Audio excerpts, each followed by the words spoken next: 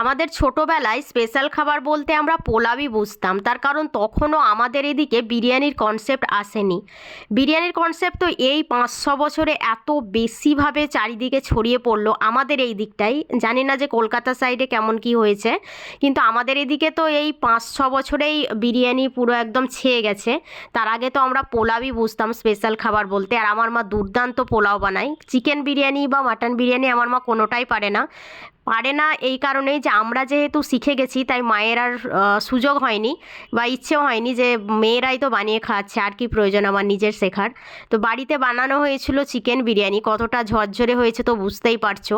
আর আমি ইউটিউব শর্টসে দেখেছি যে কলকাতা সাইডে বিরিয়ানির সঙ্গে গ্রিন চাটনি দেওয়া হয়, তো আমিও বানিয়ে নিয়েছিলাম। প্রথমটা একটু স্কেপটিক্যাল ছিলাম যে ভালো হবে লাগবে কি খেতে, গ্রিন চাটনি দিয়ে বিরিয়ানি আবার কেমন লাগে।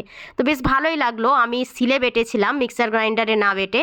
তোমরা কি গ্রিন চাটনি দিয়ে বিরিয়ানি খেয়েছো, অর্থাৎ বাড়িতে বানিয়ে যদি বানাও তাহলে? আর দোকান থেকে তো কলকাতা সাইডে দেয়।